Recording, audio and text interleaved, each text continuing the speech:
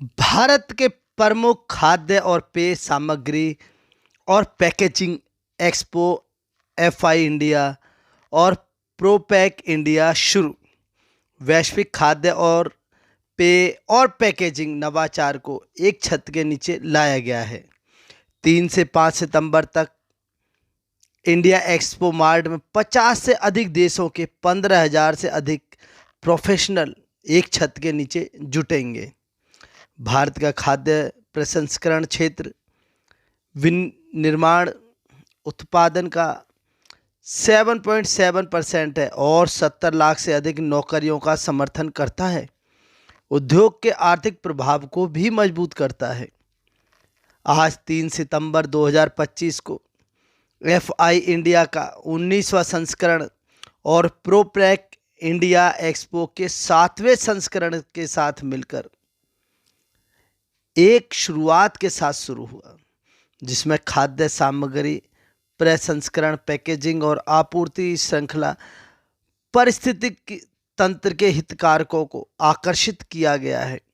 यह शो 3 सितंबर से 5 सितंबर 2025 तक इंडिया एक्सपो मार्ट नई दिल्ली में चल रहा है, जो वैश्विक और भारतीय हितधारकों को नेटवर्क बनाने, नवाचार करने और भोजन के भविष्य को आकार देने के लिए एक साथ ला रहा है। कुल मिलाकर यह शो 15,000 से अधिक प्रोफेशनल का स्वागत करने के लिए तैयार है, जिसमें 340 से अधिक प्रदर्शक और मजबूत अंतर्राष्ट्रीय भागीदारी शामिल है।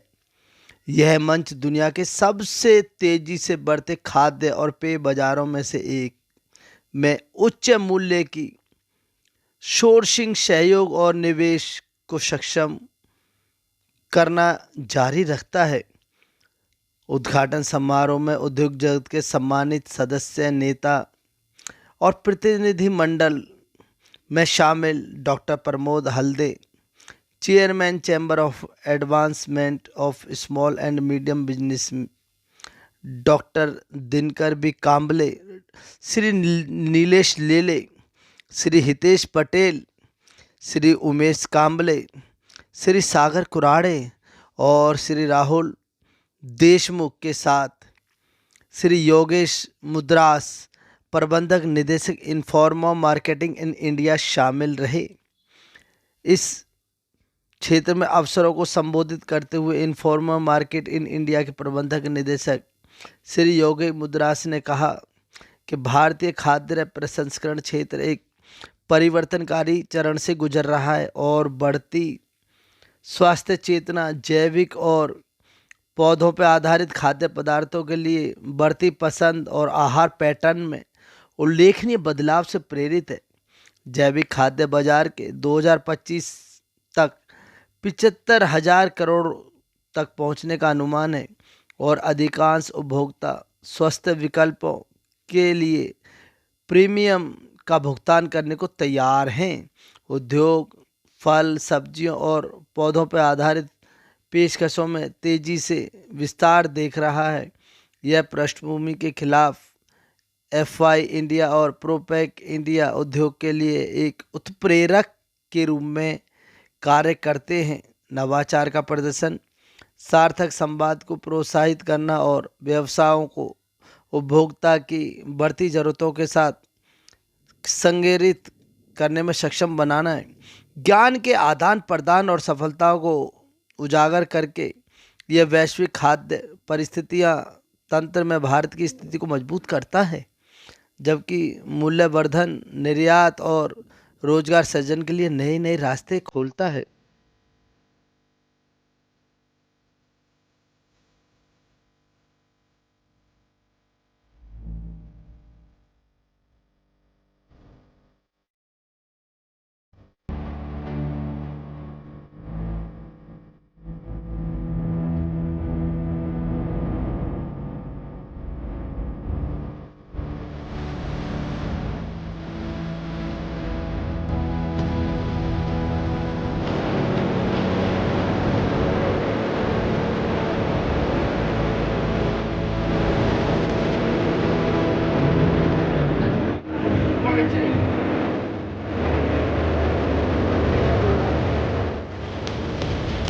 फूड इंडस्ट्री एक एक हमारी एक प्रोमिनेंट इंडस्ट्री रही है। गवर्नमेंट ने भी उसको बहुत ज़्यादा फोकस किया हुआ है। अभी देखा जाए लास्ट 5 से 6 साल में इंडिया का एक्सपोर्ट में भी बहुत कंट्रीब्यूशन रहा है।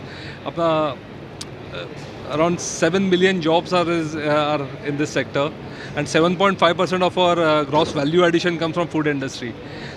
गवर्नमेंट ने ये बजट में लगभग 30% ज़्यादा कंट्रीब्यूशन भी किया फूड इंडस्ट्री के लिए, जिसमें नए फूड पार्क सेटअप किए जा रहे हैं, PLI बेनिफिट दिए जा रहे हैं। सो आई थिंक ये एक फोकस अच्छा है, एंड इससे डेफिनेटली फूड इंडस्ट्री के लिए एक बहुत अच्छा फ्यूचर माना जाएगा इससे। हमारा सबसे बड़ा एफआई इंडिया एंड प्रोपैक इंडिया जो शो हमने टुगेदर बनाया हुआ है, और ये 19वां प्रयास है हमारा। 19 ईयर से पहला, ये सबसे पहला शो हमने एज इन्फॉर्मा और UBM हमने इंडिया में लॉन्च किया था, और 19 साल हो गए। सो एक इंडस्ट्री का बहुत अच्छा सपोर्ट है यहाँ पे, सारे गवर्नमेंट स्टेक होल्डर्स, एसोसिएशन, सो सारे का अच्छा सपोर्ट से इस साल 350 से ज़्यादा एग्जिबिटर्स आए हुए हैं, 15,000 से ज़्यादा पार्टिसिपेंट्स हैं, 50 अलग अलग देशों से यहाँ पे पार्टिसिपेंट्स आए हुए हैं ये शो में।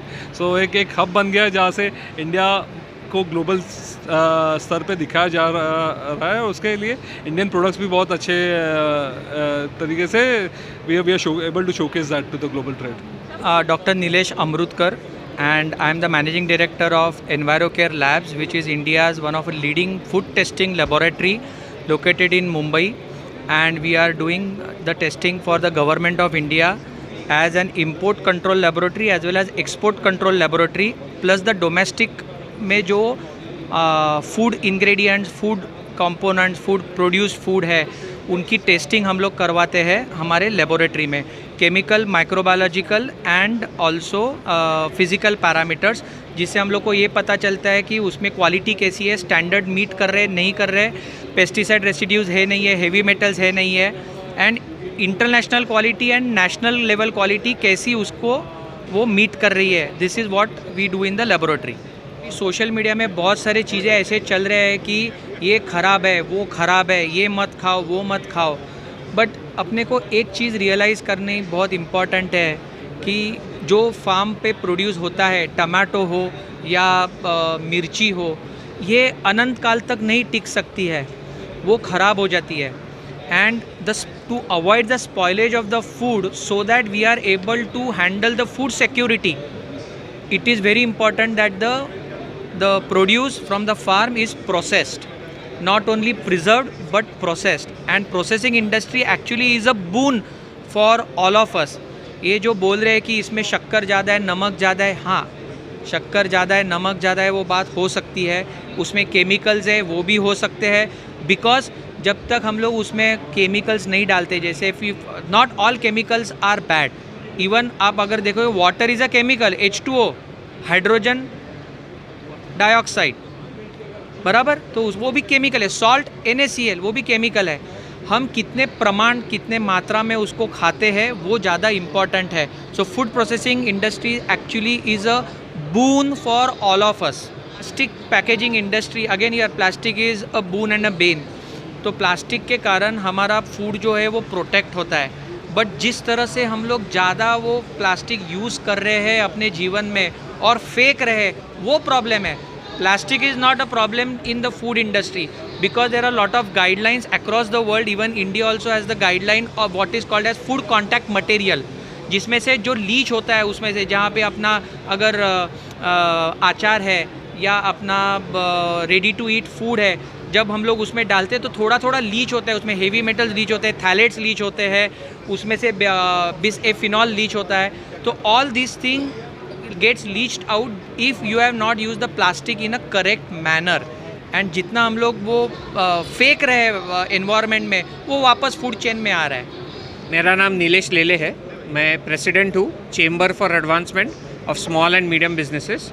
सो जो आज MSMEs कहते हैं, माइक्रो स्मॉल मीडियम एंटरप्राइजेस, इनको हम रिप्रेजेंट करते हैं। आज ऑलमोस्ट 11 करोड़ लोग ये इंडस्ट्री में काम करते हैं, MSME में काम करते हैं, खास करके फूड इंडस्ट्री। आप देखोगे कि हर जो एंटरप्रेन्योर बनता है, 2 में से 1 एंटरप्रेन्योर फूड इंडस्ट्री में आ जाता है। सो इसी के वजह से ये जो आज का जो एग्जीबिशन है, food ingredients and in general food industry, ये बढ़ते ही जा रहा है, और आते दिनों में हम देखेंगे कि ऐसे एग्जीबिशंस और ऐसी इंडस्ट्री ग्रो करती जाएगी।